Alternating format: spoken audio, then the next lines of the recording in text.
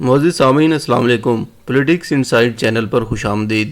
سامعین، امریکہ کی معیشت 2008 میں بہت بری طرح خراب ہوئی تھی۔ اس وقت امریکہ نے اپنی معیشت کو بچانے کے لیے جو اسٹریٹجیز بنائی تھیں وہ آج ہم آپ سے شیئر کرنے جا رہے ہیں۔ پراکسی وار کے بارے میں آپ نے سنا ہے، یہ کس طرح کام کرتی ہیں اس کا بھی علم لوگوں میں عام ہے، لیکن یہ پراکسیز کون بناتا ہے، کہاں بنتی ہیں، اس کے بارے میں بہت سی قیاس آرائیاں موجود ہیں۔ جارج ڈبلیو بش نے 2005 کی state of the union speech میں کہا تھا کہ ہم چائنا اور انڈیا کی ابھرتی ہوئی معیشتوں پہ نظر رکھے ہوئے ہیں۔ اسی طرح ہیلری کلنٹن نے 2012 میں کہا تھا کہ ہم اگلے 10 سال ایشین پیسیفک میں انویسٹ کریں گے۔ اس کے لیے ہمیں بہت زیادہ سمارٹ اور سسٹمیٹک ہونا پڑے گا تاکہ ہم اپنے مفادات کو پورا کر سکیں۔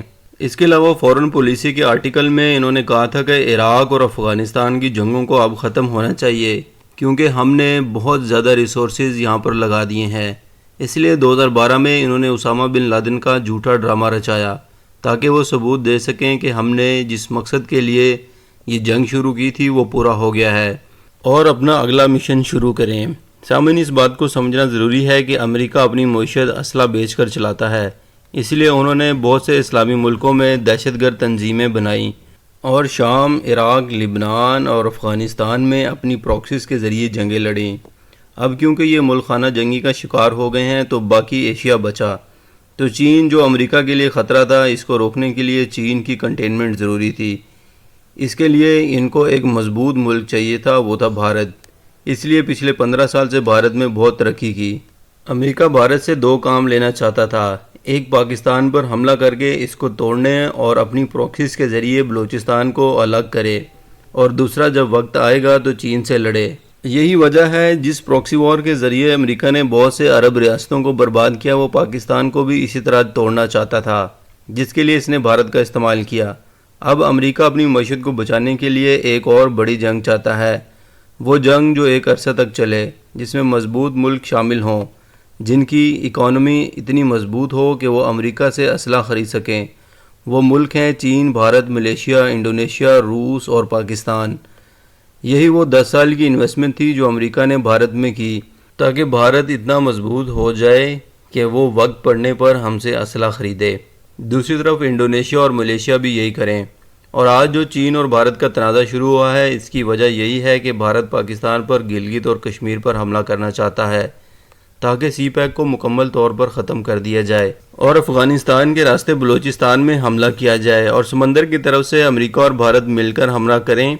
جو امریکی نیوی ایران سے لڑنے کے لیے خلیج میں موجود ہے، وہ اصل میں پاکستان پر حملہ کرنے کے لیے کھڑی ہے، جس کو روکنے کے لیے چین نے اپنے بحری اڈے افریقہ میں جبوتی میں بنائے۔ امریکہ کے یہ سارے پلان ناکام ہوئے اور خصوصاً بھارت کو ایک ریسیس اسٹیٹ بنانے کا پلان بھی ناکام ہوا۔ وہ اس طرح کے چین سے لڑنے کے لیے ہندوؤں کا برین واش کرنا تھا کہ یہ سرزمین ان کی ہے اور 5000 سال سے وہ اس پر راج کر رہے تھے۔ کیونکہ ہمالیہ میں ان کے جھوٹے خدا رہتے ہیں، وہاں سے نیچے اترتے ہیں تو یہ زمین پوتر ہے، اس لیے بھارت ہمیشہ نیپال، بھوٹان، سری لنکا اور پاکستان پر حق جمانے کی کوشش کرتا رہتا ہے۔ اس لیے بھارت میں آرٹیکل 370 اور 35A وغیرہ لاگو کیے گئے۔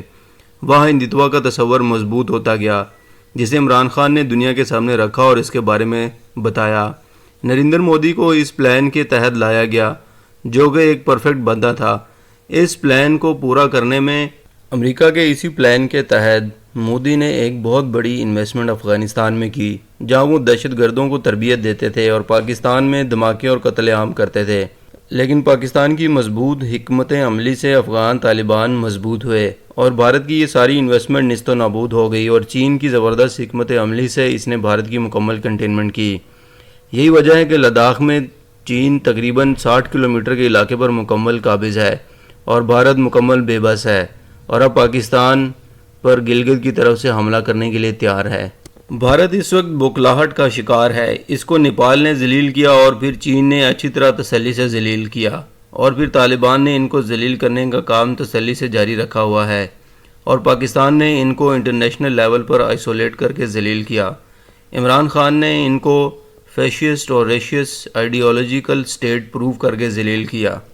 سامعین، بھارت کے ذلیل ہونے کی مزید انفارمیشن اور چائنا کے ساتھ جنگ سے متعلق انفارمیشن ہم آپ سے شیئر کرتے رہیں گے۔ ہم نے آپ کو بتایا کیسے امریکہ اپنے ناپاک عزائم سے دنیا کو لڑواتا ہے اور اپنی معیشت کو بچانے کے لیے ایک نئی جنگ چاہتا ہے۔ اگر آپ کو ہماری یہ ویڈیو پسند آئی تو ضرور شیئر کریں۔ پاکستان زندہ باد۔